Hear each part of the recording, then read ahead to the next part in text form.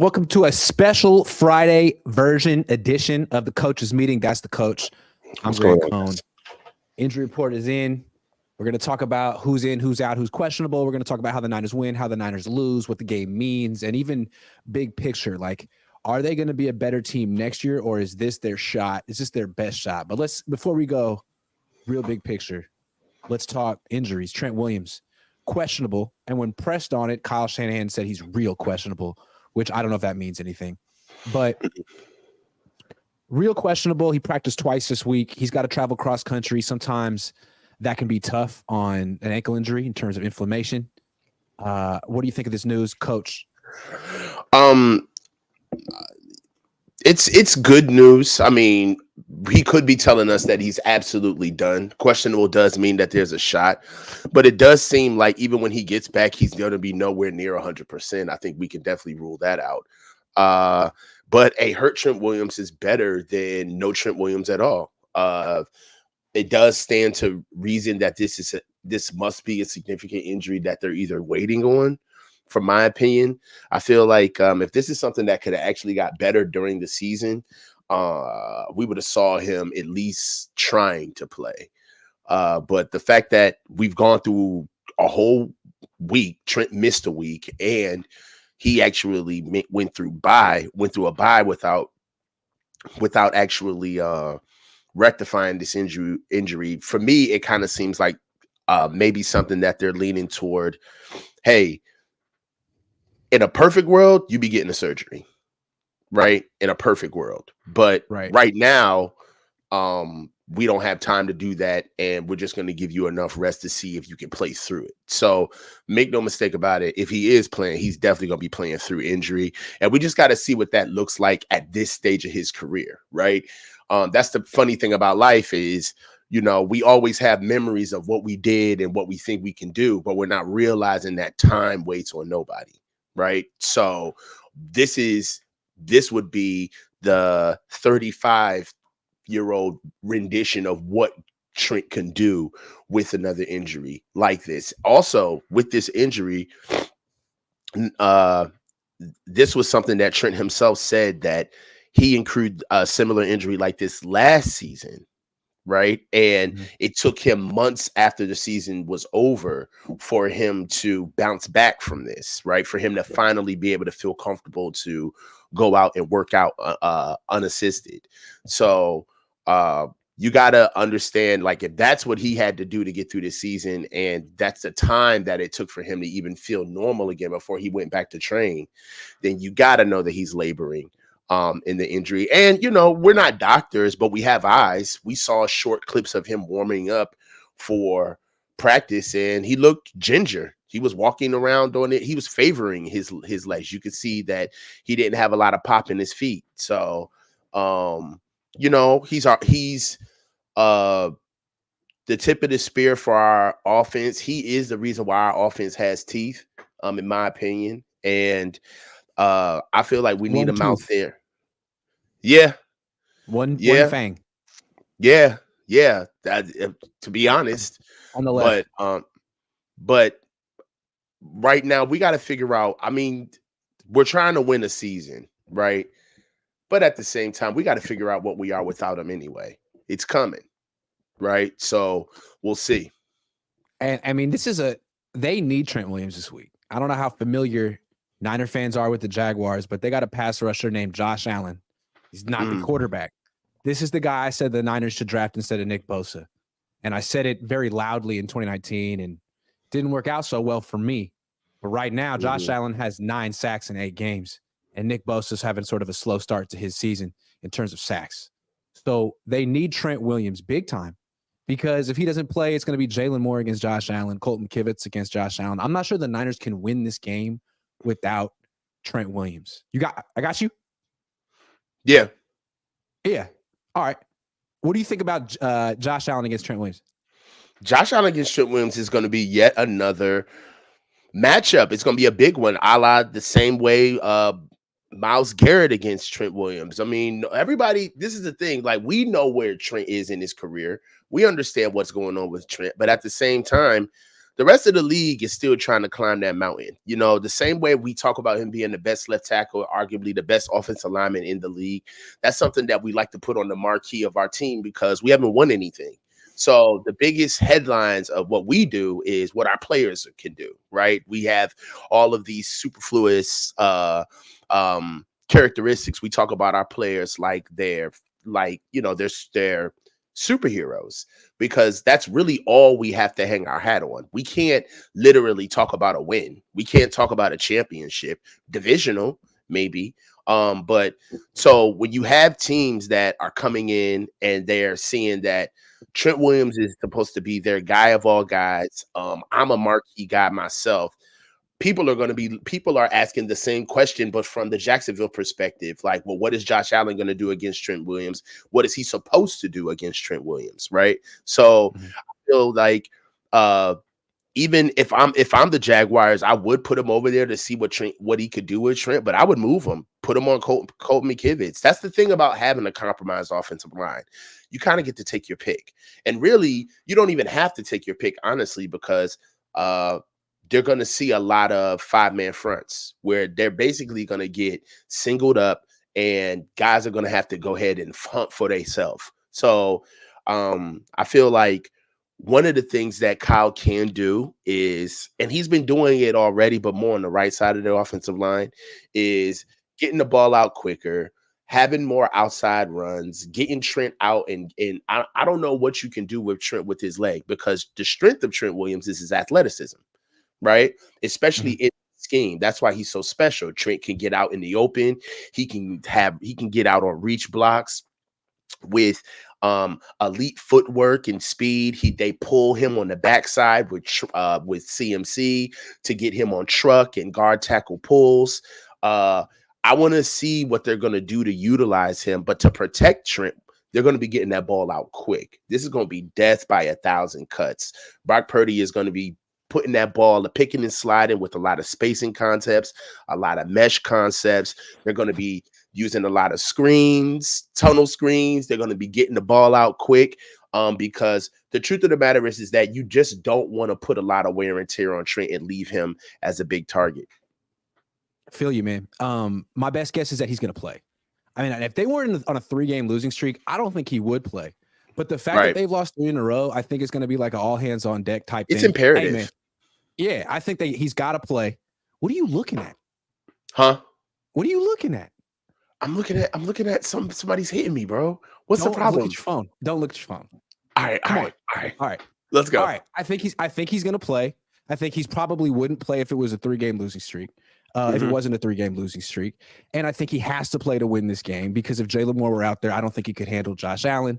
But it is going to be interesting. They have this cross-country flight, and like there's a whole issue with inflammation in these on these flights. And it's like, it's possible that he just won't be able to go. But I think that he's probably going to gut it out. We'll see. I mean, when we talked about this, their schedule, notwithstanding the opponents, but how the schedule was built. We talked about, wow, I just noticed something. Our last 3 home games were what? Our last 3 home games were Cincinnati. What was our 3 home game stand? It was the Cowboys, Arizona, and who did we see before the Cowboys? I mean, before Arizona. The Giants. All right. So in our 3-game homestand, we won 3 games. Our last home game, we lost. We lost to the Bengals. Right now, for the rest of the season, we don't have 2 games together back to back at home. For the rest of the season, we're going to be traveling in and out for the entire season. Right. So we lost our last. I know. I'm sorry. It took me a while to get there, but we lost our last. We lost the last 3 games. But as far as our travel schedule is concerned, it's going to be tough sledding, especially with injuries. One of the biggest things about injuries is that we can't bring guys with us because of, like you said, the inflammation that brings to the extremities when you travel a lot. So right now, I would say that off the bye week, this is probably the last time that we're going to be able to have players who fit Trent's characteristics of injuries, where they're going to be able to travel. They're going to be able to actually make the trip, right? This is happening off of a bye where we're lucking out, right? Even with Trent coming out and not necessarily knowing where he stands. With Aaron Banks, we're waiting on Aaron Banks to come back. And if Aaron Banks's rehabilitation is falling on maybe an away game where he may have to travel and he doesn't make the cut, that's just something something that we're just going to have to put up with in the future. So the injuries, go ahead. No, go ahead. Yeah, the injuries that we've accrued over the season thus far, this is as good as they're going to get, because if we don't have anything that can actually be rectified within a couple of days, players aren't going to play. All right, Javon Hargrave also questionable. He has a knee injury, and again, I'd be surprised if he doesn't play, because it feels like if you're questionable coming off a bye week, in the middle of a 3-game losing streak, you're going to play. It feels like that kind of a week. All hands on deck. That being said, he injured himself yesterday in practice. This is a Thursday injury, and we have no idea what it is or how serious it is. I didn't see it. I don't know if he was down. We have no idea if he walked off, if he was carted off. Don't know. It's their secret. So I guess we'll find out. But I guess so we're totally in the dark. I'm not going to speculate on that. What I do want to say is, big picture, this Javon Hargrave signing hasn't really paid off. I mean, he's got 3 sacks and a knee injury. It's like, so my question is it whether he's going to play? It's like, well, what's he going to look like down the stretch? Like, what is this and what's he going to look like? I don't know. Yeah, it's going to be hard. Nobody really knows, Grant, but yeah, getting hurt during practice. You don't know how he got hurt, right? But the feeling or the narrative that I get is this is probably the hardest week of practice that the Niners have had all year. Right. From my opinion, I had us going 9-8, right? And the reason, there's many reasons, but some of the primary reasons why is I didn't think we were getting prepared for the season. We had one of the lightest camps ever. Every time you turned around, guys were taking days off. People were getting vet days. Quarterbacks barely had a full camp as it is. Linemen barely had a full camp. Nick Bosa didn't have a camp at all. Okay. And now we're sitting here trying to reinvent the wheel with trying to get better through the bye, and you're seeing guys that are being pushed probably for the first time to the real standard of what we were supposed to be doing day in and day out from a Niners perspective, from a football perspective, and he may have gotten hurt. Right, he may have pushed, and they may have been practicing harder than usual and incurred an injury. Now, his backups notwithstanding is Javon Hargraves. Well, the Niners have been. I'm sorry, Javon Kinlaw. I got my Javons mixed up. Javon Kinlaw. Happens.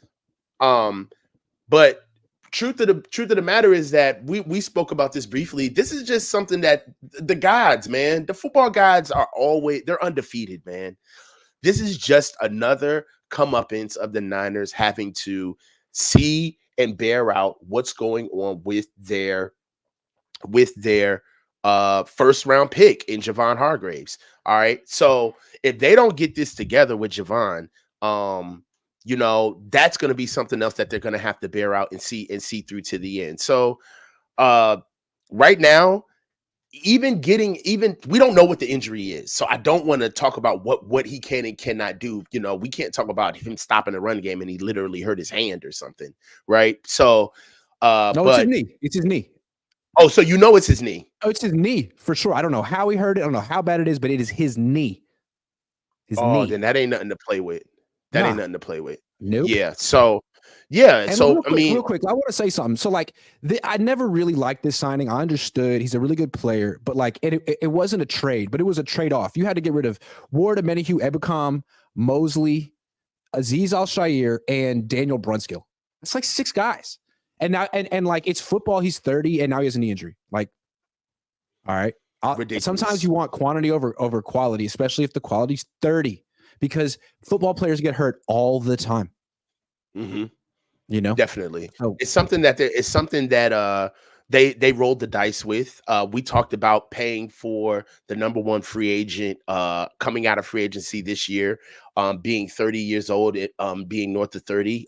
So it just seems as though we point out the things that could go wrong and they just blow right past them like they're not a factor whatsoever. That's the feeling that I get. All right. So it's Kyle Shanahan versus Doug Peterson this week. They went to Super Bowls back-to-back years. They both faced the Patriots. They both had leads. One won. One was victorious, Doug Peterson. The other one wasn't. And one of them is considered an offensive genius and is not Doug Peterson. Kyle Shanahan is universally regarded as a better coach than Doug Peterson. Doug Peterson has a Super Bowl ring. Doug Peterson is 6-2 on a 5-game winning streak. Kyle Shanahan is 5-3 on a 3-game losing streak. It's a very interesting coaching matchup. How would you compare them, coach? It would take a coach to compare them. Yeah. Right now, for what they bring is that Doug Peterson has already kind of had he's already kind of been through his stripes. He's been let go from, he's already had his head coaching position that he's been let go from, where he was already seen as a genius. And he's already had to kind of climb his own personal mountain with reevaluating who he is, standing up for his own mantra and his own edict of how he runs a football team. And really, it just kind of, it shows more of what Andy Reid does show, where offensive guys, one of the biggest common denominators.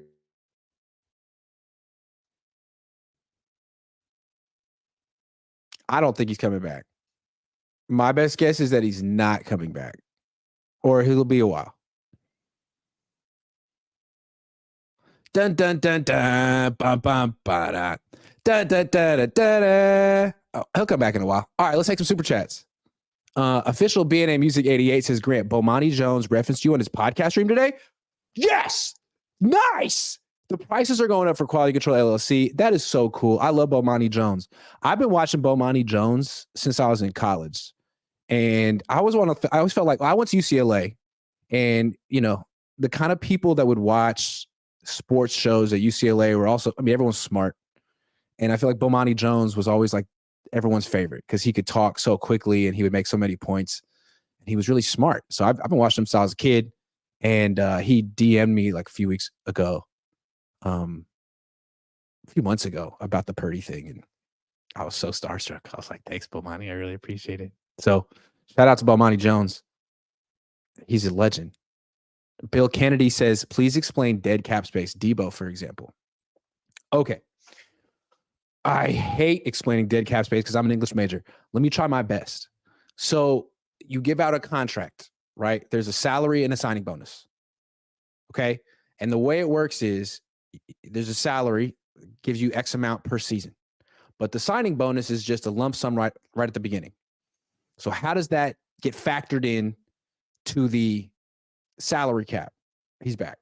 I'm explaining dead cap, and then I'll let you in a second. So you take the dead cap, or you take the signing bonus. Let's say it's $20 million, and you prorate it over the length of the contract. Let's say it's a 4-year contract. So instead of just putting all that signing bonus into the cap number the first year, it's prorated over the whole thing. But if you trade them, then it gets accelerated to that year that you traded it. I didn't explain it well. I didn't use English, but that's the answer. I was explaining dead cap. It's not easy. No, you have to use words like prorated and accelerated and things like that. And I don't even understand. Yeah, it's basically the money that you owe the player that you should have paid him. They're gone, but that money still gets thrown back onto your cap. It's like if you give a guy a $30 million signing bonus, all $30 million doesn't go onto your cap number that year. It gets averaged out over the length of the contract. So, but then when you trade the guy, then it gets accelerated to that year, and all of a sudden that's the dead cap. Like all the signing bonus that you were gonna spend on your cap later on. That's what it is. Jeremy Price's chances, the gang wins by multiple touchdowns this week. I have us losing. All right.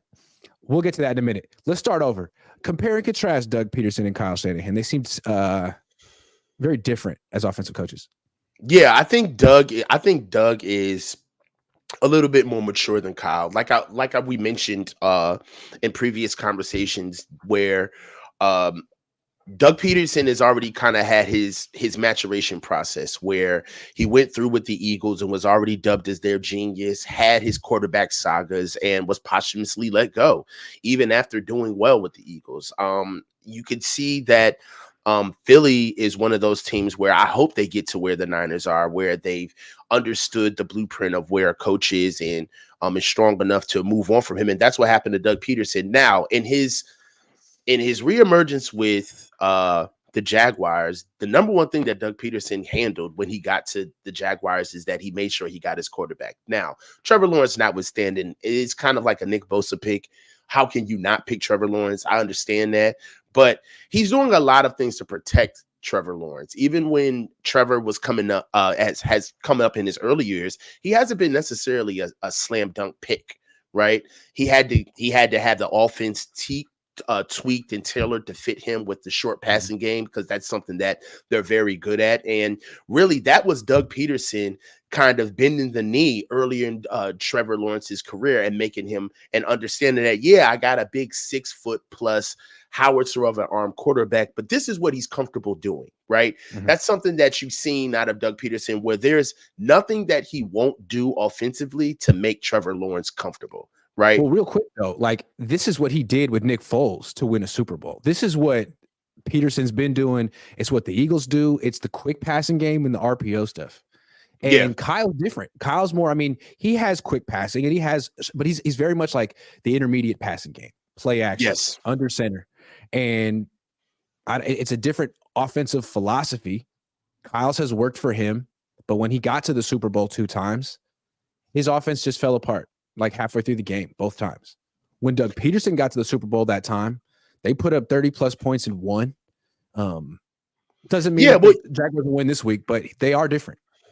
Well, one thing about that is another difference between Doug Peterson and Kyle is that you can't prepare for literally every situation in a game. You just have to be ready for situations in the game, right? There's a difference.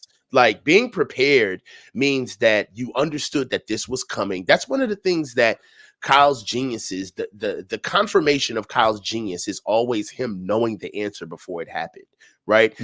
That's how we always confirm whether or not he is like in the top echelon of offensive minds. But the best offensive minds are just ready for any situation, period, where you understand that there was no other place for them to go but in their bag to figure out what this situation is giving them and how do they respond in the moment. One of the reasons why Kyle has such horrible blunders or he struggles is because once you do get figured out, there's nothing left, right? There's nothing behind it. There's nothing behind the curtain, right? So that's one of the biggest issues between being clever and being smart is when you understand I want to be ready. I want to be prepared for literally every situation that comes because we understand what type of team this is. But being prepared and actually being ready in the moment are two completely different things. And that's where I see that's where I would like to see the maturation of Kyle moving forward in this season, where Mike McDaniel's gone, right? Slowick is gone, right? Now you've got all of the underlings who we know don't have a lot of time in this offense, or at least under you and Gary Kubiak and Brian Greasy, right?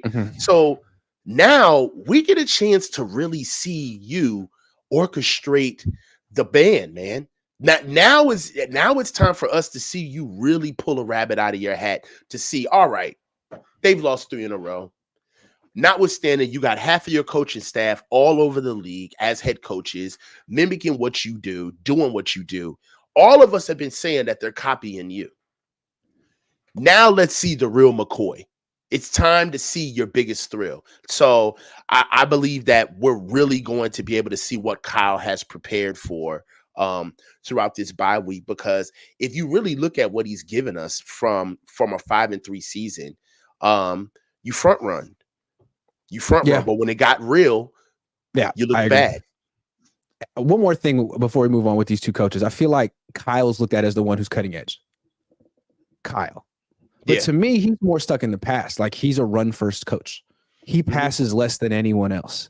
And Doug Peterson is more like in line with where the league is going, like a lot of passes.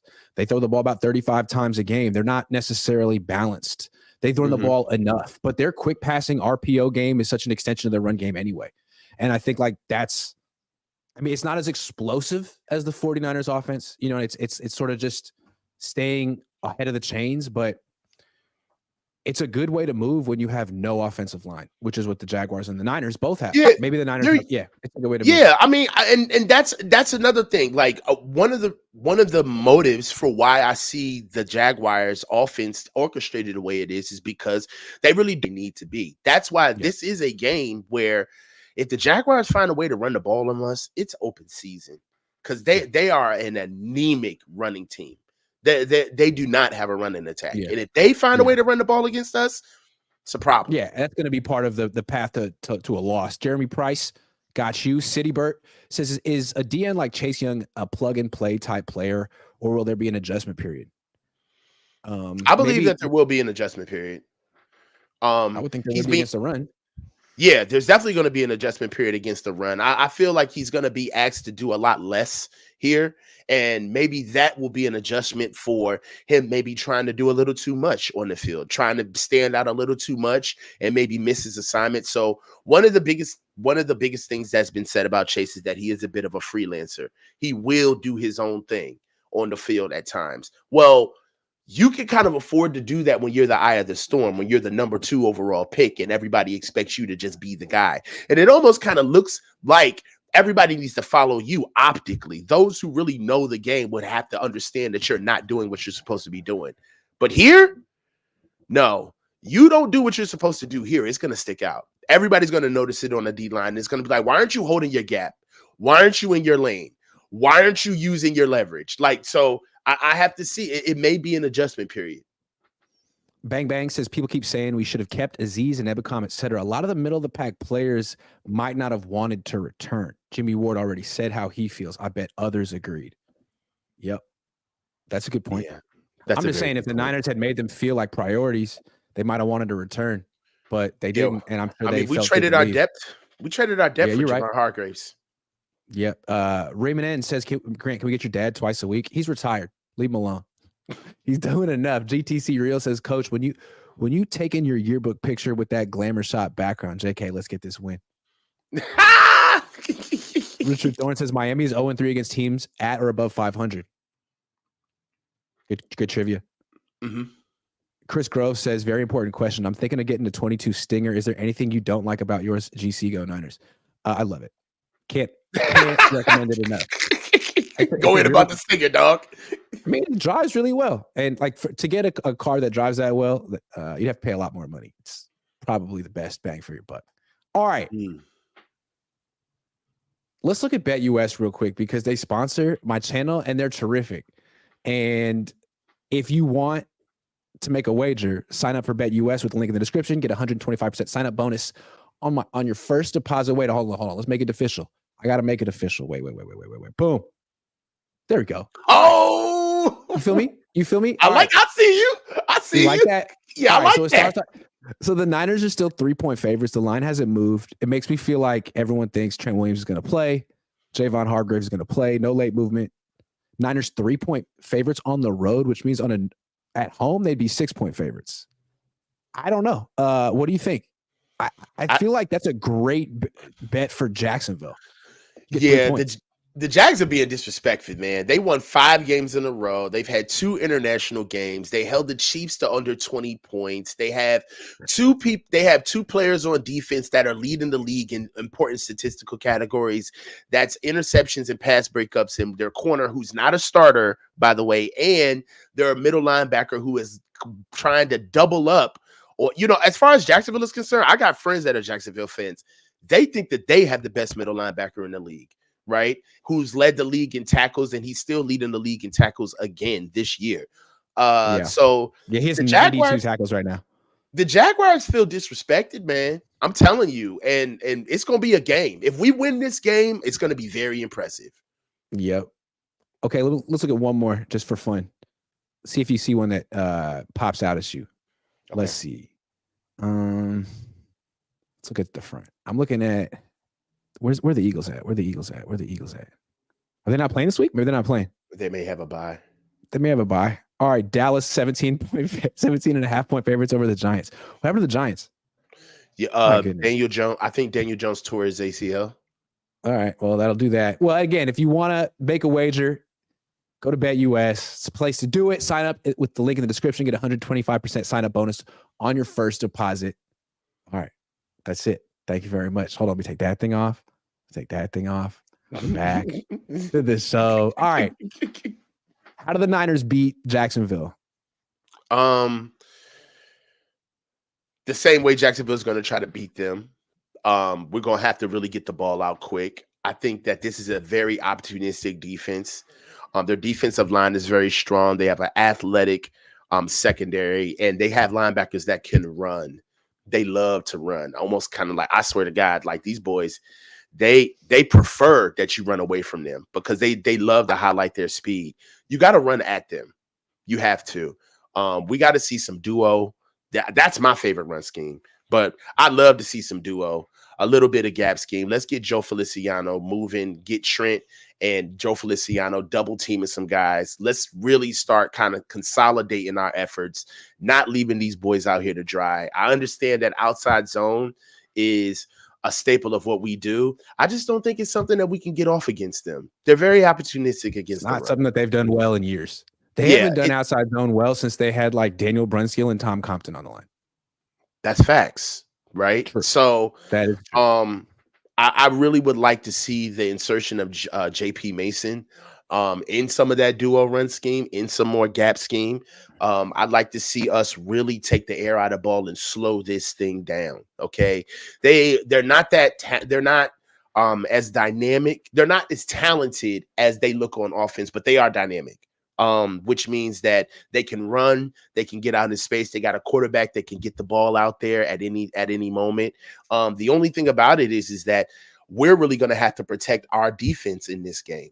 We're going to have to take the air out of the football, wear down that defense that they have. So when that offense tries to get going, they have a hard time against our defense. That is one thing about the Jacksonville's offense is that they sputter.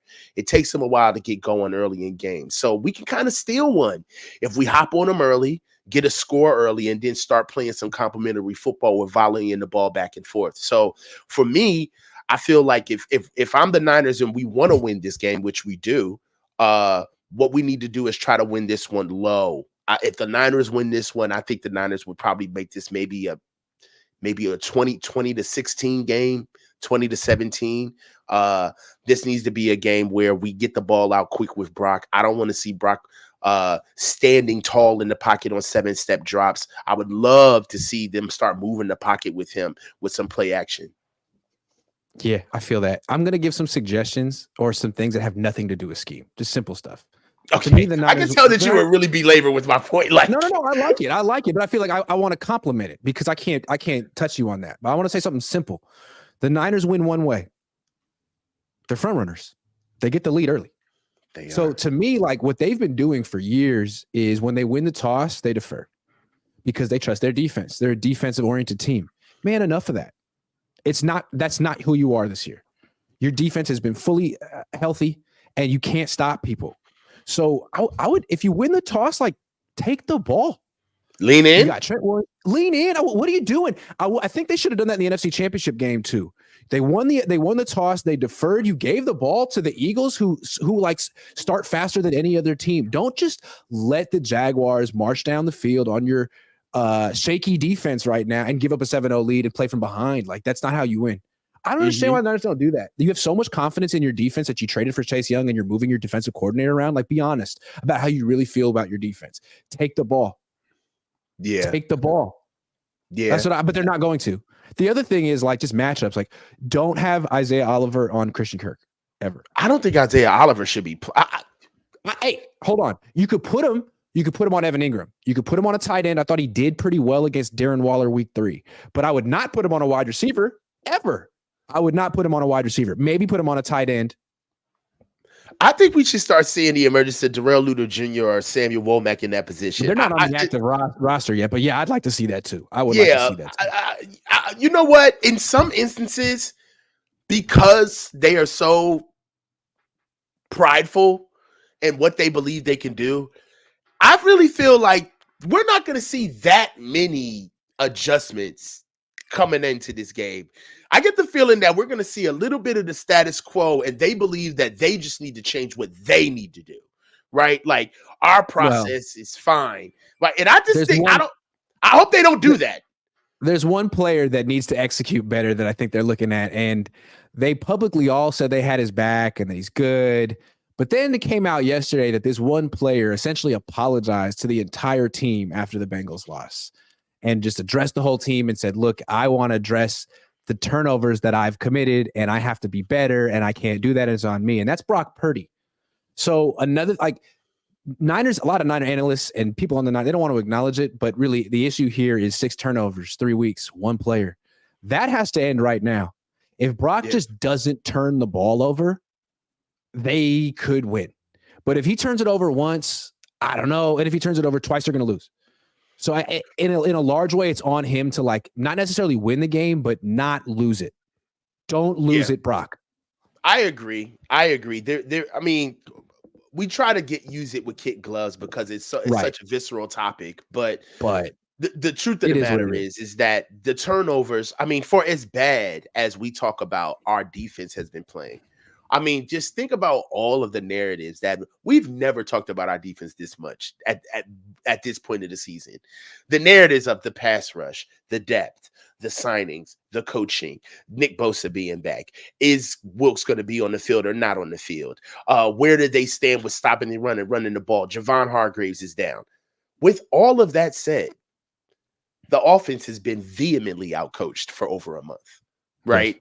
Yes. And the okie doke is us paying attention to what our defense should be doing. But in those horrible games that we watched the Bengals play against our defense and have success, Minnesota, Kirk Cousins had what would seem to be one of the best outings of his career in prime time, right? And having a gritty game with the Cleveland Cavaliers.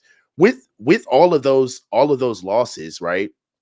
We're not understanding that nobody is going to come to our aid. Nobody's going to come to our aid in those games. What are we going to do if our defense gets their ass whooped and they don't get 2 picks? They don't get turnovers. Like even the 17 points that we were averaging over the game were off turnovers that our defense was giving us, off of short fields that they were still granting us. So this isn't. I feel like the conversation around the defense is a little bit dishonest. Agree. It's a little bit dishonest. And I feel like the conversation around Brock is a little dishonest too. Because like Alex Smith entered in it today. And like I keep hearing people say, like, man, if you watch the tape, Brock Purdy is putting out great plays. He's putting out, and like if you're just focused on these turnovers, like you're missing it. You're missing it. Exactly. Hold on. It's not just that he's committing turnovers, because every quarterback does it, and over the big picture, like he's not committing more than anyone else. It's just that when he does commit turnovers, it happens to be in the fourth quarter of close games. The most important part of the game. That's the whole thing. So right. Until he can prove that he can be in a situation like that and not completely spit the bit and not commit multiple turnovers in that situation, like you've had multiple opportunities to not fail, and you failed as hard as you can, like as hard as anyone could. That's the whole thing, man. It's a fourth quarter problem. I don't care what you look like in the first 3 quarters if that's what you do in the fourth. It's the truth. It's the Sex Panther analogy with Brock. 60% of the time, he works all of the time. It's like, no, it doesn't work that way. You don't get to laud him for doing half the job, but then give him credit for being in a position to clean up his own failures. That's the same exact thing that happened with Jimmy, giving the arsonist credit for putting out his own fire. And that's why Brock had to address the whole team. Like that's why Brock had to go and stand in front of the whole team, because the elephant was in the room. Yeah, because you could say like, hey, man, he didn't throw any picks for 5 games. Like this is just sort of reverting to the mean or things averaging out. And it's like, nah, man, this is a whole new thing. This is Brock in the fourth quarter. Numbers going back to last year, numbers suggest he is by far at his worst in the fourth quarter. So, hey, man, that's fine, dude. Get a lead early. play well for 3 quarters and have it not freaking hand off in the 4th quarter. That's how you win, Brock. That's how you win. All right. Yeah. So he's going to have to. So let's talk about how the Niners lose, because it's a very real chance they lose this game. Right. Well, how the Niners lose is that offensive line just gets beat up. Josh Allen comes in there, has a day against Trent Williams, and they start moving him up and down the line. If I was the Jags, I wouldn't even put Josh Allen over Trent Williams. I feel like that's a waste of a good pass rusher. I put him right over Colton McKivitz. I'd let those linebackers run all day. They have a very young and opportunistic secondary with 2 starters coming back off of injury. Defensively, they're just built. They're just built to. They're a Super Bowl caliber defense right now. Okay, they held the Chiefs to 17 points, and Patrick Mahomes tried to have a good day. It just wasn't happening. They're a very fast sideline to sideline team, and they're a 60-minute football team, right? Yeah. So offensively, what was worrisome about what Kirk Cousins, Matt Stafford, and Joe Burrow did to our defense, what was synonymous with all 3 of those quarterbacks is that they weren't really aggressive. They were just honestly taking what we were giving them, right? Mm-hmm. Which means that there was just holes in our defense that they were just finding.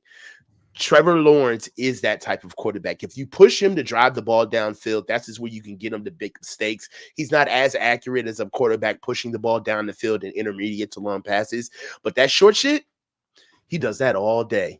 I'm telling you, that's what he loves to do. Go ahead. Well, what's interesting about that is like, that's what teams want to like concede. Like, it's all about don't give up the explosive play anymore. Well, and that's what the Niners have been trying to do this year, right? Don't give up the explosive play like they did last year. Well, all of a sudden you're giving up all these quick passes, and it has like this domino effect on your defense. Now you can't rush the quarterback. So to me, what the Niners defense has to do is stop the quick passing game. For like and they even said it, like, take away the screens, take away the RPOs, make them play quarterback. Okay, how are you going to do that? You ain't going to do it with a 9-yard cushion with your cornerbacks. So actually press up. It seems like that's the game plan. I'd like to see them actually execute it without committing a bunch of turnovers. Looking at you, Travarius. Next, on offense, they got to run the ball. They haven't run the ball well in weeks. They're going against one of the best run defenses in the league. If they can't run the ball, they're going to be playing from behind. They're going to lose.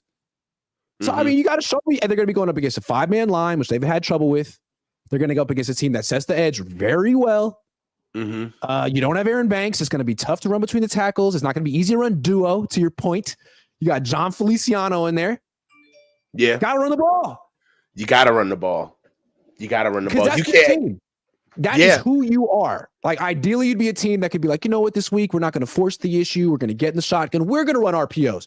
We're going to run a lot of quick passes, and we're going to have extended handoffs. That'd be a great way to attack Jacksonville. That'd be the way. But you don't really do that. You're a run-first team, so make it work.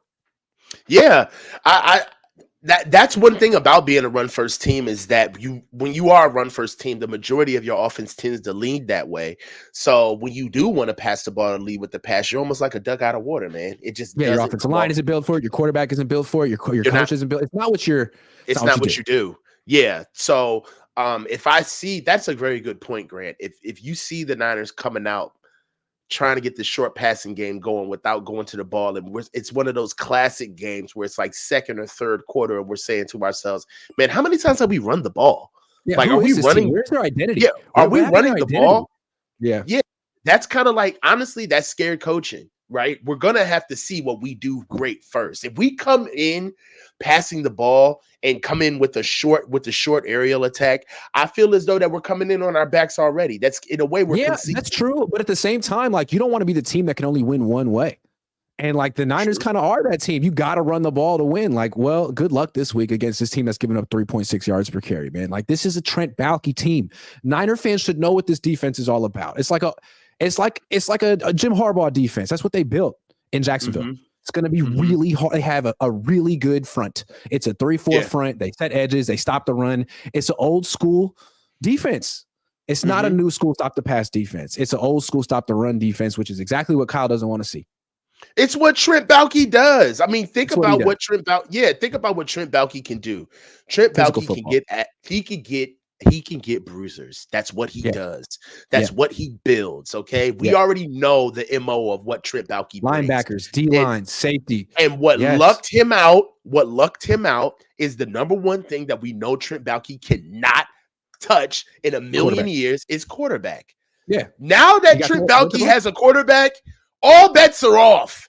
Because now he can really go hard and build the team that he wants to build. And I'm telling you right now, there's a lot of people who think that the Jaguars, this is why I believe we're going to lose this game.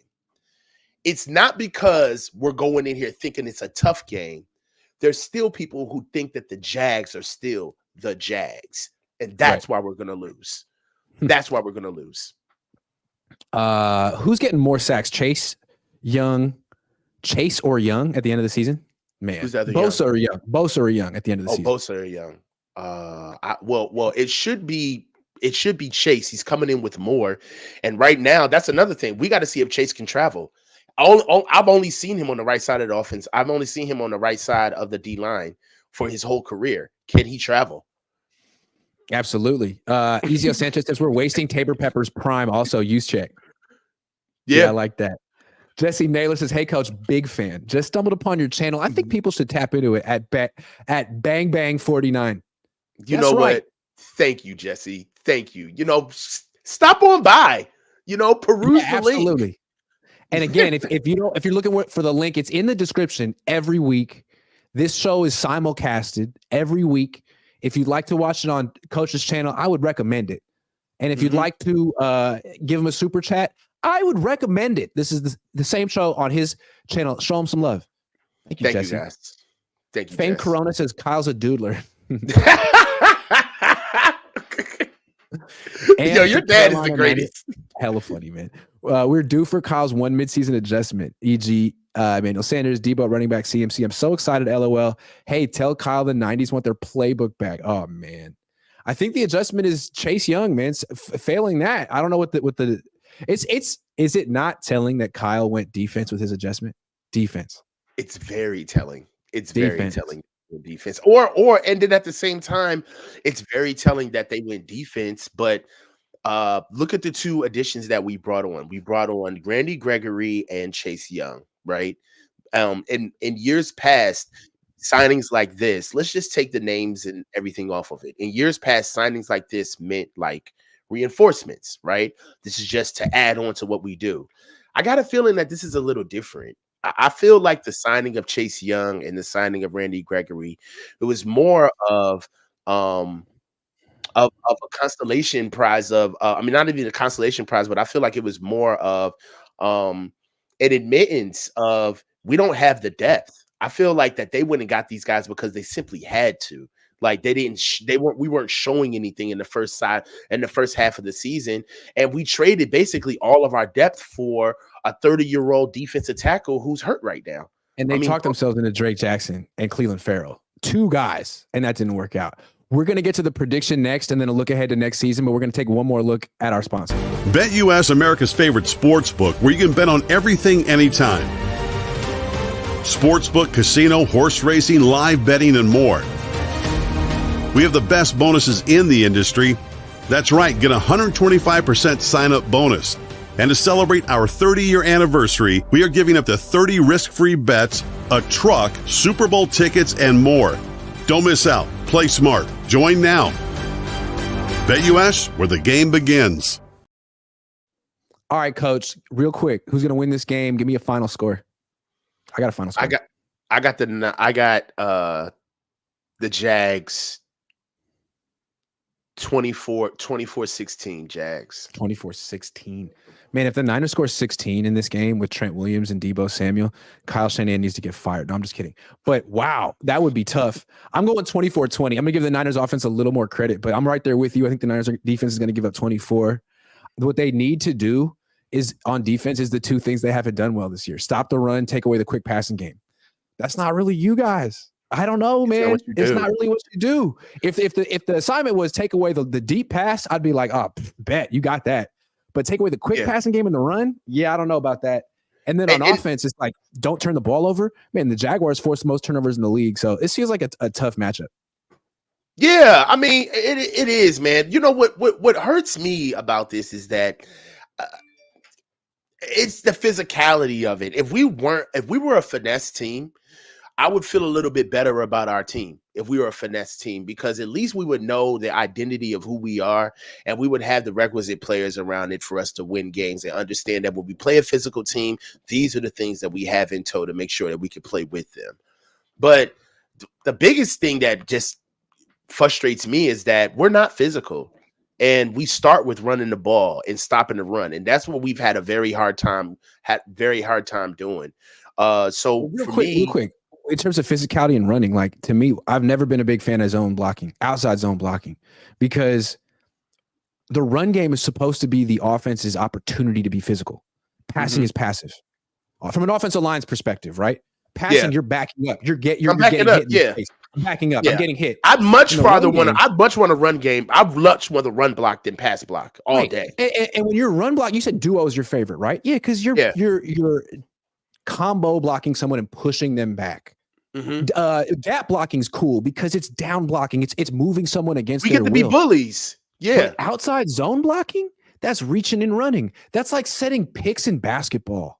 Well, it's like setting moving screens. It's essentially a series of moving screens, and there's nothing physical about it. It doesn't have to be physical to be effective, but you're making your offense finesse as possible. They spread it. We're getting spread thin. We're getting spread thin about it. So, yeah, but at the same, I will say this though. I will say this, Grant. JP Mason has got to play. There's ways that you can insert physicality into your ball club, right? We still run a physical brand of football with how we get after it. But, you got to start letting some of these young cats get in there and just carry the flag for us. We can't be worried about how everything looks all the time. We're so curated. It's like, bro, let the kid get out there and push the field. Go ahead. If they have another game where they lose and score 17 points and Mason doesn't play, I'm like, I don't even root for this team. I'm gonna lose it. Like, why would you do that? Coming off a bye, get him the ball. That's what I'm saying. I feel like that would be a stubborn move. There's a lot that we need to see coming out of the bye week. Number one, we have to see what the offensive line looks like with Trent Williams because he's hurt, and without Aaron Banks because John Feliciano is playing. John Feliciano. Okay. So we have to see what's going on with our offensive line. 2, how is George Kittle going to carry the mantle for being able to kind of be the second guy, right? In the passing game, Brandon Ayuk is getting wide open, but he's not getting the ball that much, especially in the red zone. I want to see what none of the wide receivers are. None of them are getting open. Yes, they're not getting open. Not just that they're getting open. It's that Purdy doesn't look to wide receivers in the red zone. He's a big tight end running back guy. Definitely. I want to see the utilization of Christian McCaffrey juxtaposed with JP Mason. I love Elijah Mitchell, but I mean the jury is out on that, man. He's just if you're not going to run, it's over. Convicted. Yeah. It's done. It's over, bro. It's over, like if you're not going to run outside zone with Elijah Mitchell, man, then stop trying to use him as a power back. Give those reps to JP Mason. Okay. Yeah. There's 3 players on our offense that have been having very bad seasons. Juice, Jawan Jennings, okay, and Debo. I want to see how Debo comes back off of his injury and if he's going to be Debo without the ball. That's one of the things that my biggest issues with Debo is that he's Debo Samuels.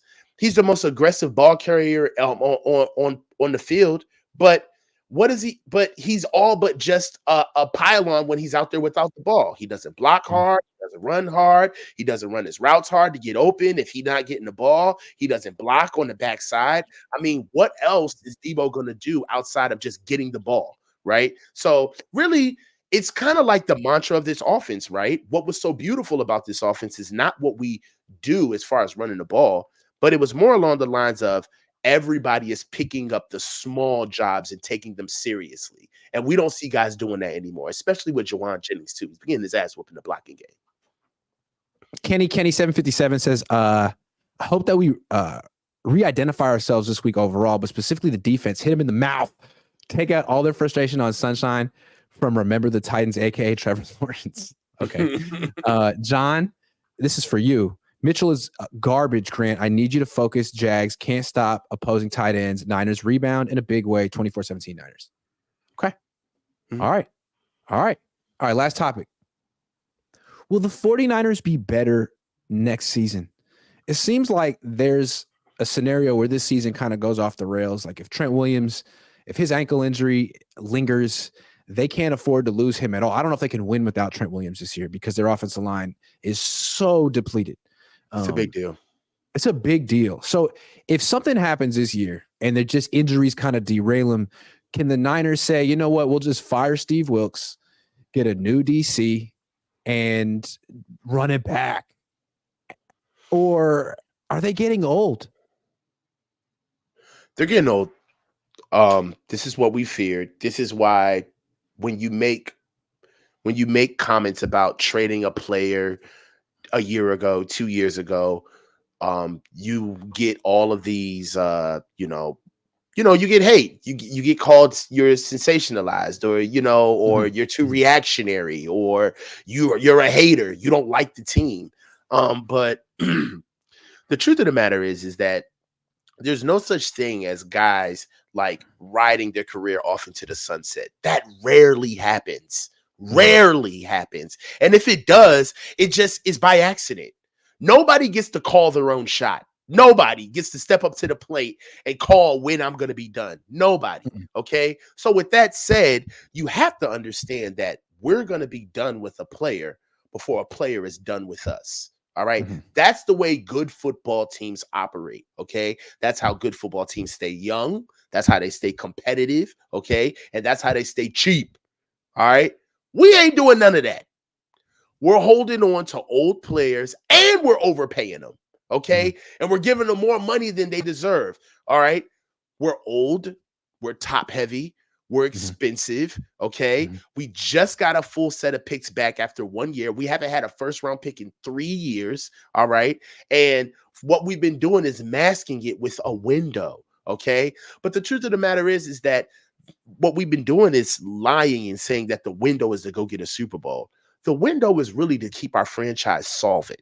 Okay. Because good franchises don't go bankrupt. Okay. It's like money. If you're a good manager of your money, if you're my friend, Grant, and you come to me and you say, yo, I need a loan. I'm like, all right, yeah, man, how much you need? I need $20,000. $20,000. Why do you need 20 grand? Oh, well, I'm broke. How are you broke? How are you broke? Are you This is a conversation we had last week. This is a conversation we had last week. But do you see what I'm saying? Like good franchises and organizations don't let themselves get to the brink of being broke and destitute. No. And that's what we're erring on the side of with kicking the can, with overpaying all of these guys. Who's going to want a 30-plus-year-old tight end? Who's going to want? I don't know, man. It just feels like this is their year. It doesn't feel like it's their year, but it feels like it needs to be. And that's why they brought in Hargrave. Like, you're telling me Hargrave's going to be better next year. Armstead's going to be better next year. Bosa's going to be better next. Kittle. It smells like desperation. It smells like desperation. McCaffrey's going to be better next year. Trent Williams going to be better next year. I don't know about that, man. I don't. It feels like the slow decline or the not so slow decline of the 49ers. And they're saying they need speed. Yeah, you need youth, man. Where are your last two draft classes? Where are they? You got Brock Purdy. We're getting nothing out of the rookies this year. We're getting nothing. What about last year? Drake Jackson, Danny Gray, Ty Davis Price. We're getting nothing. Nothing. You know what I'm saying? So I mean, nothing. At one point, everyone in the front office is getting promoted. Yeah, or you know what? People are shipping out fast enough before the books get read. Like they're like, yo, I'll elevate my career and be a part of this circus and get out of here as soon as possible because this is gonna go tumbling down. I'm gonna tell you, like when you have as many coaches, that many head coaches in one staff, you can't help but have a good team. I think fans need to start realizing just how freaking good we were in 2019. that team and that franchise for what was built up, that took 3 years, 2 years to get to the culmination of what we were supposed to be. All right. And we were so good that it's been riding out for the past 3 years. And people think that we have a window, but what it is just the residual effects of what's already gone. That's what's happening. There is no window. Can I point something out real quick? We've talked about like how the Niners had an incredible coaching staff when they went to the Super Bowl in 2019. Four head coaches on one team, the Niners: McDaniel, Saleh, D'Amico, and Kyle.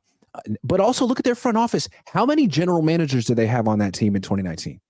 They had Hey Grant. What? White boy Rick, get him out of the chat. Oh, all right. That doesn't sound good at all. He's got to go. You're out. You're out. He's got to go. Yuck. What happened? Is he gone? Nah, you gotta get him out of here. He's got to go. He's out. I think I got him. Keep going. Nah, keep going though. Go ahead.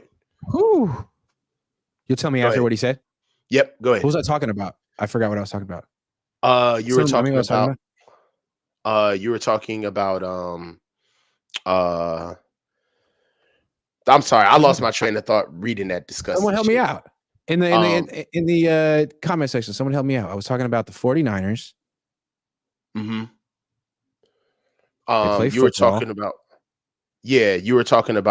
we were talking about the window of the 49ers being closed. Okay. So I was talking about the front office, right? So they had all these head coaches in their coaching staff. Well, they had a lot of general managers in their front office too. It wasn't just John Lynch and Adam Peters. Those are the guys everyone focuses on.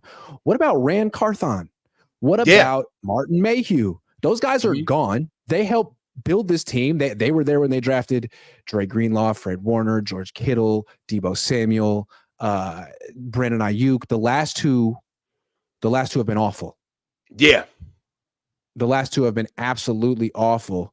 I mean, as far as the drafts are concerned, they haven't been panning out. I really want to see what we're going to do with this year's draft. We finally have a first round pick. And really, you just don't understand how we're going to be young, innovative, and pushing toward our goal of being a good franchise, right? So you got to look at it like this. The best franchises understand that they're not going to win a Super Bowl every year, nor are they going to be in contention every year.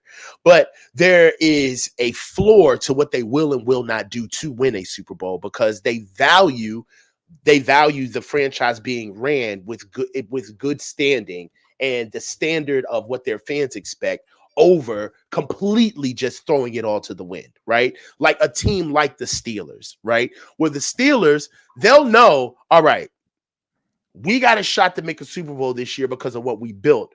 But we're not about to go trade everybody and get rid of our best players because of a window. That's not what solid teams do. You see what I'm saying? Like perennial good teams stay perennial because they don't throw the baby out with the bathwater and do something stupid like trade their number 3 overall pick because of the fact that they can't stomach fan scrutiny over a fake quarterback competition. Like the way we've been running this team, all of it is going to come back to roost. We're going to have to answer for all of it. Agree. Keith Murphy, the Unbeaten, gives you a super chat. Says, I see this playing out like Andy Reid. Great for years, but can't get over the hump. We got the team to win, but maybe not the coach to get us over the hump. Yeah. I don't know if they have the team to win either, man. I'm not sure. I'm not sure about their offensive line. I don't know. Keith Murphy, the Unbeaten says, and now no Aaron Banks. It's a blow. Jay Figs Ramon says the Cabo needs to score more yards and actually take over games. The Cabo. Just the Cabo. Yeah, the Cabo. I like that. I've never heard that before. I never heard of the Cabo. We know what it means. David Baker says, yesterday is gone. Tomorrow is not promised. We only have the present. Yeah. It's true. Yeah. That's some wisdom right there. David Baker's wisdom. Mm-hmm. Yeah. All right, man. That's it for today. It's Friday. It's Shabbat for those who observe. Shabbat Shalom. What's Shabbat Shalom? And Shabbat is it's the Sabbath. Not to have Grant's wisdom. Give us some Grant's wisdom. Talk to us about Shabbat. So for Christians, this Sunday. Okay. For Jews, it's essentially Saturday, but it starts Friday sundown to Saturday sundown. It's 24 hours. So okay. I have a little holla, you know what I'm saying? Got a little holla. Holla. Yeah, it's the day holla. It's the day that God rested. We just think it's Saturday. Christians think it's Sunday. We have a lot of things we disagree about, us and Christian, but essentially it's the same Bible. They just keep going. We stop and they kept writing. And we're like, all right, it's cool. We stopped, and they kept writing. Cool. They wanted extra credit. They were inspired. They had to get things off their chair. Inspired us. Anyway, thanks for watching. Hope I didn't offend your religious beliefs. John says, we'll save you stress. Niners finish 12-5. I'll take it. I don't that's care. 2 more losses. That's 7-2. That's 7-2. So Philly and Baltimore, those are 2 games the Niners might be underdogs in. But, I mean, they probably should be favored to win the other 7. I can see it. Sweep Seattle, beat Commanders, beat Arizona. Beat Jacksonville. Start there. How about that? Hey, what do you got going on tomorrow? You and Larry? Yeah, me and Larry are going tomorrow, bro. It's going to be Make sure you watch that. It's a great show. Make sure you guys watch that. 9 Pacific, right? Definitely. 9 Pacific, 12 p.m. Eastern. I'll see you. I think I'm going to do a Cohn phone after that, but I'll wait till they're done because I don't want to compete. It's too good of a show. I'll see you guys. No,